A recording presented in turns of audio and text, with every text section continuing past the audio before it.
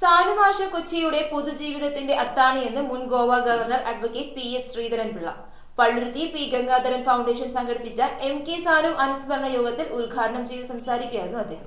പള്ളുരുത്തിയിൽ P Gangadharan ഫൗണ്ടേഷന്റെ നേതൃത്വത്തിൽ MK Sanu അനുസ്മരണ യോഗം സംഘടിപ്പിച്ചു. ചടങ്ങിൽ ഫൗണ്ടേഷൻ പ്രസിഡന്റ് MV ബെന്നി അധ്യക്ഷത വഹിച്ചു. പഠനം കഴിഞ്ഞാൽ അധ്യാപകരും വിദ്യാർത്ഥികളും തമ്മിലുള്ള ബന്ധം അറ്റുപോയി. നമ്മൾ പിന്നീട് ജീവിതത്തിൻ്റെ ഏതൊക്കെ പുറകിലെത്തിയാലും അധ്യാപകരെ വീട്ടിൽ ചെന്ന് കാണും. അവരുടെ പ്രവൃത്തികളിലെ ശരിതെറ്റുകൾ നമ്മൾ പറയും, നമ്മുടെ വിയോജിപ്പുകൾ നമ്മൾ പങ്കുവെക്കും. എന്തുകൊണ്ടാണ് അങ്ങനെ ഒരു നിലപാട് അവരെടുത്തത് എന്ന് നമ്മളോട് വിശദീകരിക്കും. ഗോവ മുൻ ഗവർണർ അഡ്വക്കേറ്റ് PS ശ്രീധരൻപിള്ള യോഗത്തിന്റെ ഉദ്ഘാടനം നിർവഹിച്ചു.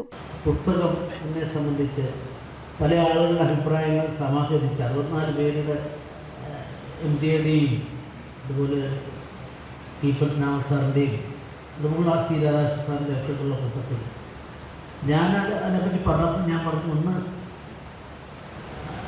അനുമഷ മുമ്പ് കാണാറുണ്ട്, എനിക്കൊരു ബഹുമാനമുള്ള ആളാണെന്ന് അവരോട് പറഞ്ഞപ്പോൾ അവർ പോയി കണ്ടു. 12 വരികൾ അദ്ദേഹം എഴുതാൻ പറ്റാത്തവർ പറഞ്ഞു കൊടുത്തിട്ട് അവർ എഴുതി വെച്ചതാണ്.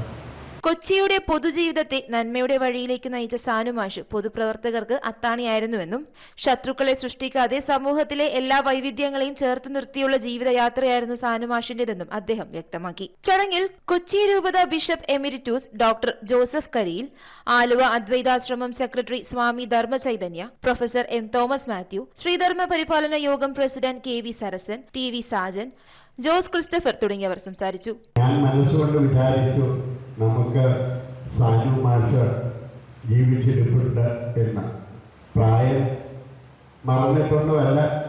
അദ്ദേഹം ഏതു നേരം വേണേലും മരിക്കാനായിട്ടുള്ള ആ ഒരു പ്രായത്തിൽ എത്തിയിരുന്നു. News bureau, Kochi.